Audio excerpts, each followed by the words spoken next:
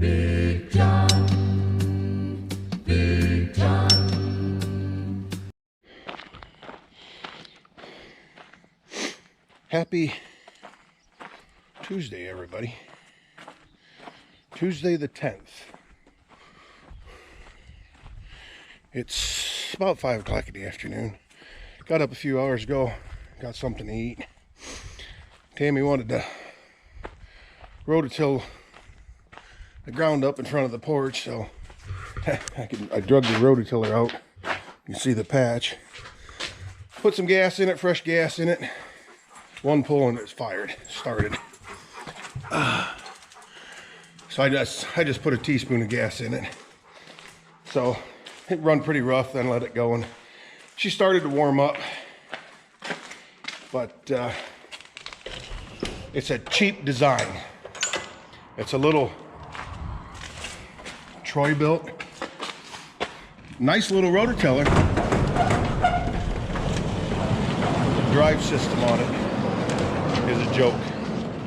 Every time you squeeze it, it bends the tensioning pulley. So anyway, we're gonna get the big rototiller out. It's full of tree roots right up there by the house, so I'm gonna get the excavator out, go up there and dig her up and pull them tree roots out and see up there. Yeah, it's a lot of roots. I'm trying to break them up.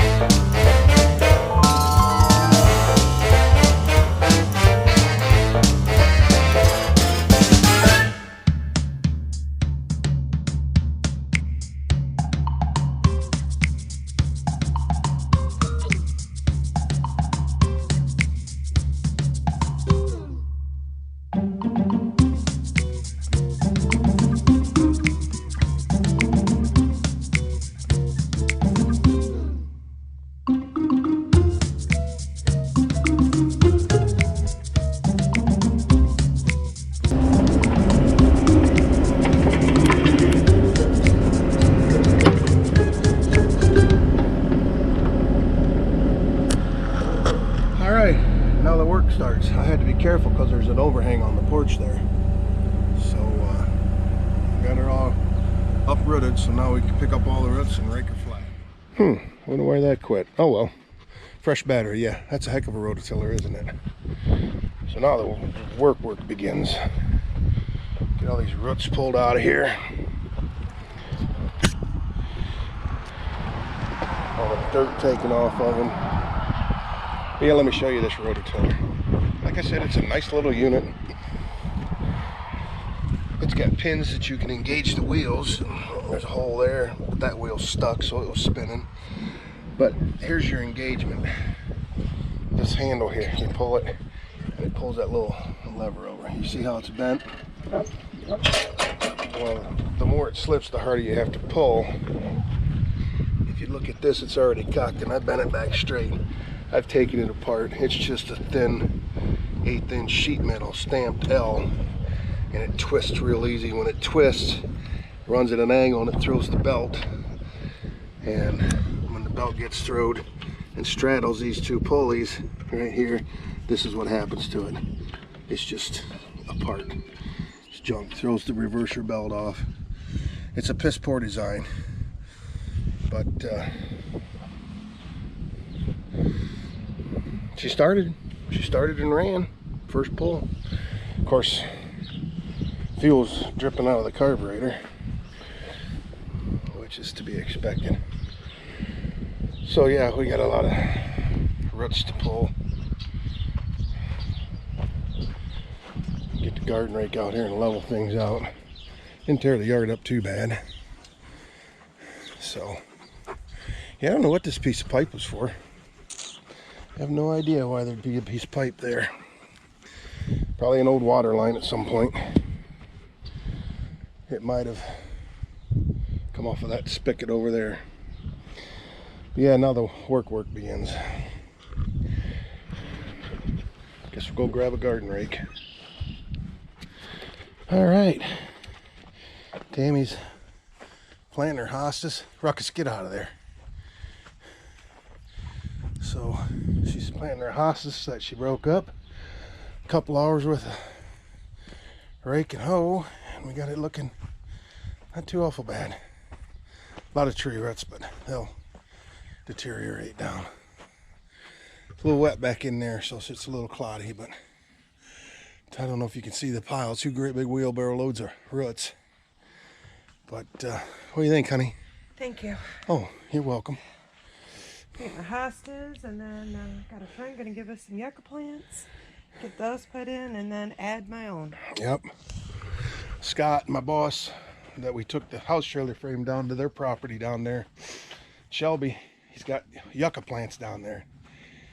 He's gonna give us some starts off of them. So I'm gonna get the excavator, pick up the rotortiller, take that to the barn. I can't get that one wheel to break loose. I don't feel like dragging it. I'm tired. So put the excavator back in the barn. I might get the tractors out, the big tractors, and get that grain drill out.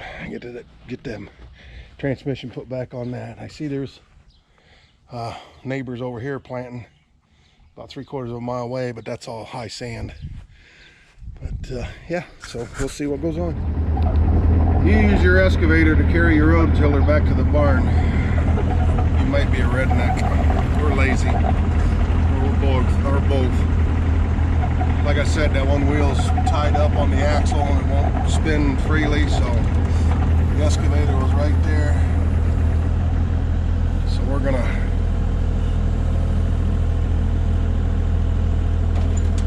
hit the truck, and geez, I guess I'll have to edit that out. That old girl sticks out there a little farther than I thought it did.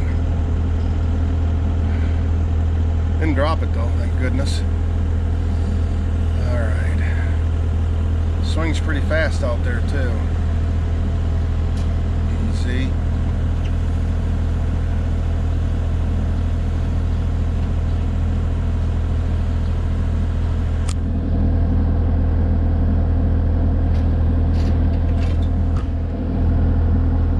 Trying to hold the camera with one hand and do the controls with the other. There.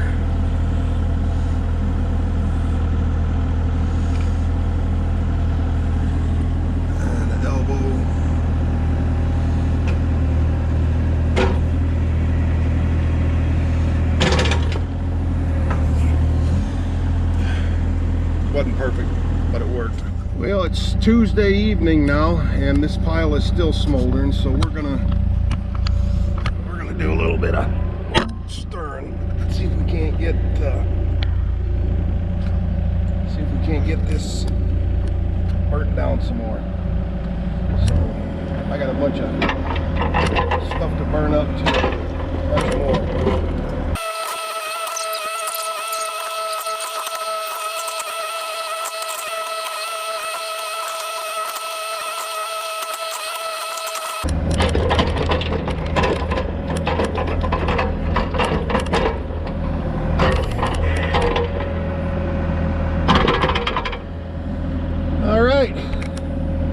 Go for a few more days, probably stir it again, get all that wet stuff up on top so it dries out. All right, I want to see if this old girl will start. You gotta prime the fuel system.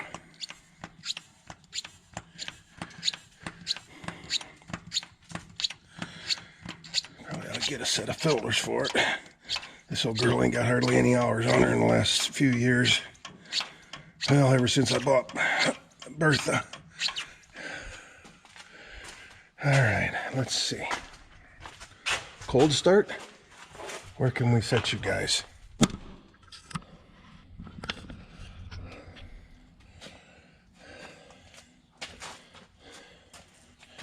Hold on.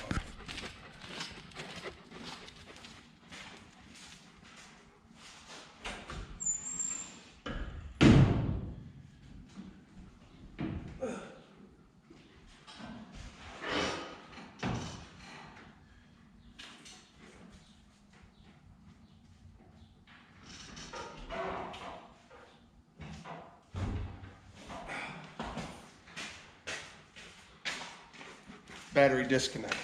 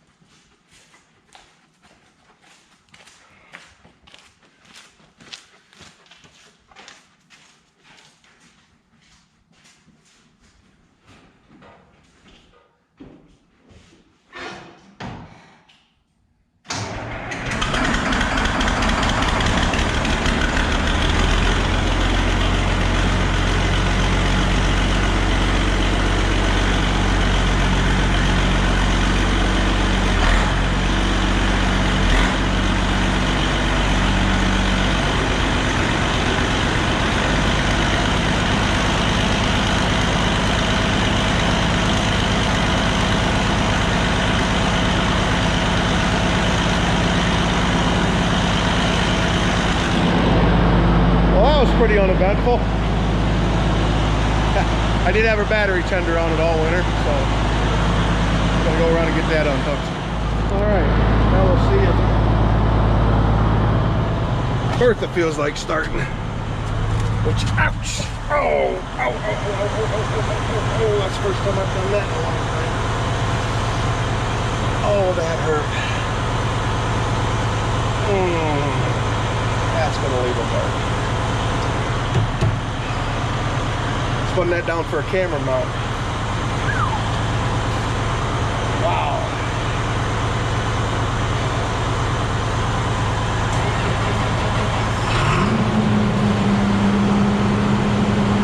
Just like it was shut off yesterday.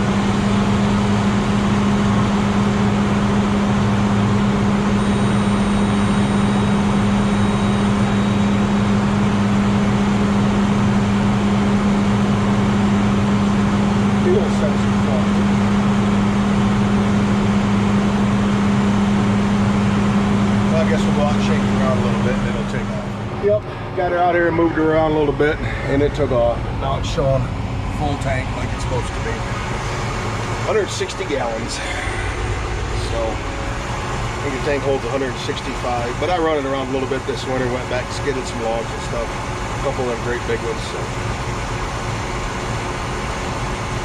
we'll leave her sit here and run for a while. Open the back window up, let some fresh air cycle through there. Nice breeze coming through there. So yeah. Alright, we'll go get Scooter out of the way. We'll lawnmower and then Scooter. Boy, they're saying it's supposed to be sunny and everything, but boy, from the looks of that over there, I don't know if you guys can see with the sun. Here, let me block the. Can I block the sun? There you go. Looks like a front coming through.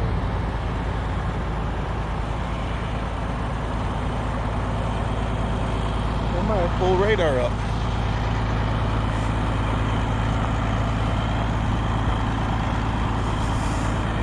They might be getting a little rain over in Toledo. Who knows? That could be Indiana. So, what is it to Indiana?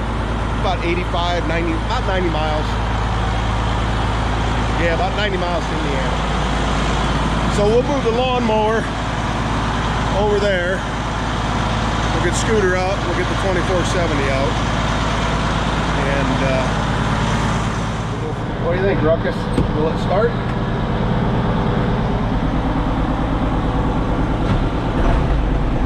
Hard like a kitten. Kitten in a milk pail. Actually, Ruckus has been up in this tractor. It was crowded. As soon as it started moving, he wanted out. A little stuffy in here too. Open some windows up. Hit the tractor. Wait till we get out for that. All right, let's try and wiggle this thing out. Ooh, you guys are dirty. Dirty. How's that?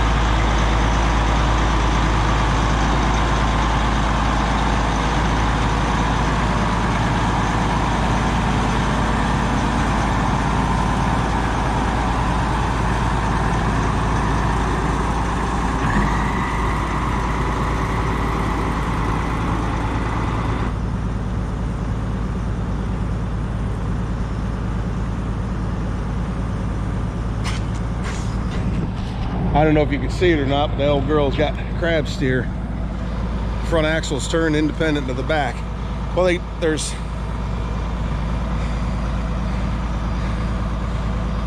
can lock it. You can lock it so that when you turn the front wheels that way, the back wheels turn the opposite way, so you can turn sharper. Or you can run it in manual and you can steer the back end separate of the front end, so you can actually put both sets of wheels cocked and crab walk. That's why they call them old crab steer tractors, which why I don't know. Maybe hillsides and stuff like that it would work, but I usually just run it in automatic, so the back end follows the front end around. But anyway, I'm gonna leave that thing sit there and run for a while, and figure out what we got to do to get this grain drill out of here, so we can get it put back together and ready to go.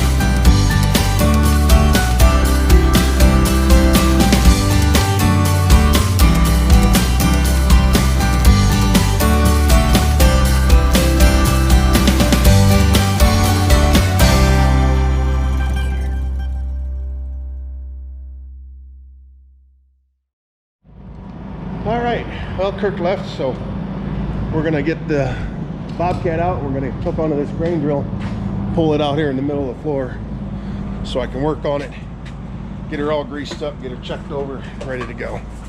We'll have to slide in here and put my plate on it.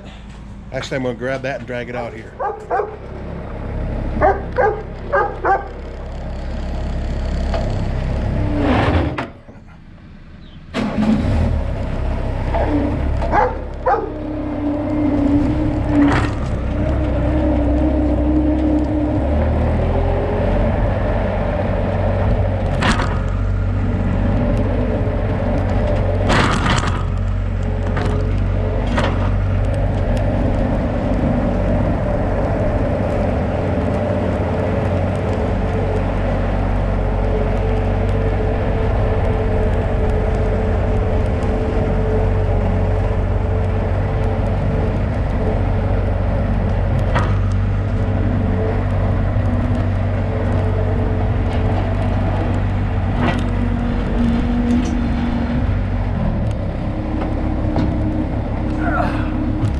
So the chain comes back.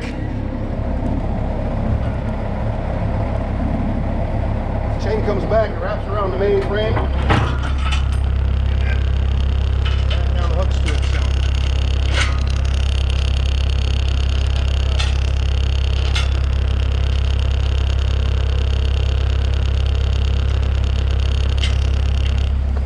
Like this. That way it can't slide off when you're pulling something backwards.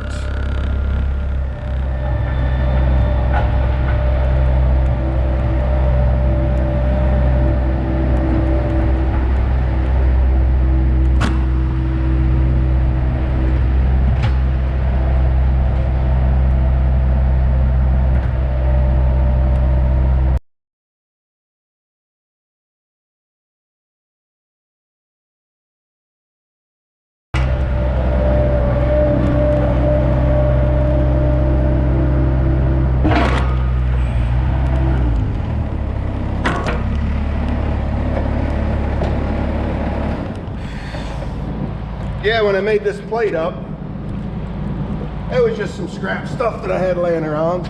But I got to thinking, I put this bolt through here, and that way if I want to move a trailer with a ball hitch, I can just put this bolt up through here, and there's my pinhole for anything with a pin, like a wagon or something.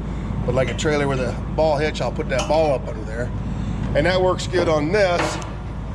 You know why I don't use a tractor? This thing is a pain. It's a pain to get hooked up to a tractor because you got to get the drawbar just right, and then there's a bolt that goes through here, then a bolt that goes through there to put it onto a tractor. So it's just as easy to move it with that. And didn't knock any tools off that I see. I know this cord wasn't plugged in, so I wasn't worried about that. You do not, I repeat, do not want to roll that out and down the hill connected to the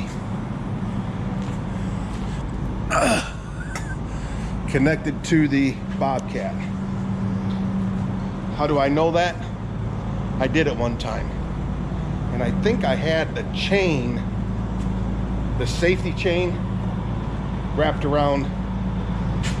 But anyway, when the grain drill hit the hill here, and it's not that much of a hill, but it literally pushed the Bobcat over almost backwards. I was on the back plate. Luckily, I slammed it into reverse all the way and was able to keep in front of the drill. But I had the safety chain hooked onto it somehow, and it just took off on me. So yeah, lesson learned on that one. So let's go take this girl for a ride and get some fluid moving in her. Get the planetaries and then transmission and everything moving. Now this is a 3-speed power shift transmission.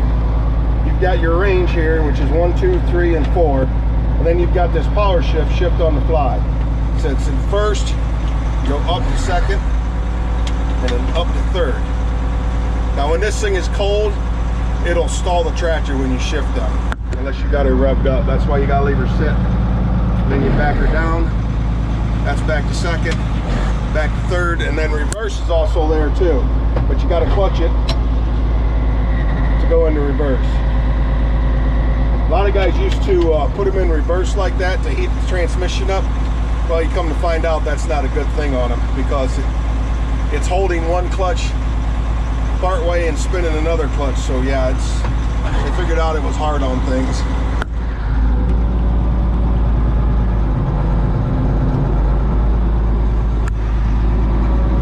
Now when you're running, see I'm up into second, up into third. When you push in on the clutch, it downshifts back to first. Now I'm going to do it here, but I don't know how violent it's going to get. Okay, so it didn't. But when it's cold, it basically comes to a stop and you go through the windshield. Yeah, so she's good and warmed up now. Water temperature is up into almost into the green. This thing will idle for days and never get up to temperature.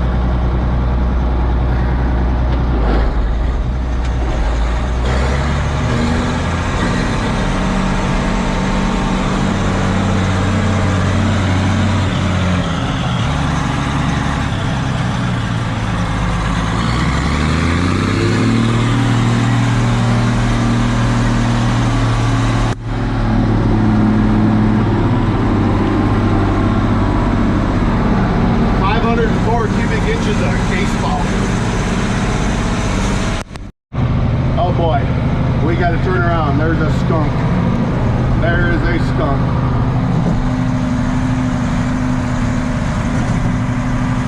But you can see these back wheels, how they turn, because I've got it in automatic. And it is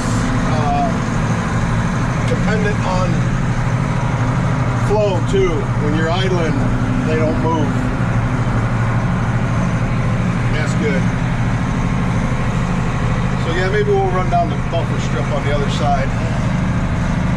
Gotta go get a shotgun and take care of that skunk before Max finds it. He had a tendency to get skunked. Okay. All right, I see this battery's about dead, so I'll make it quick. We got the grain drill out, took the tractors for a ride, warmed them all up a little bit. Closing the barn up, going in the house. It's 10 after 9. Take a shower and go to work. So thanks for watching, everybody. Just one of them days of doing a whole lot of little things, but we'll probably get busy on that tomorrow. But anyway, thanks for watching, everybody.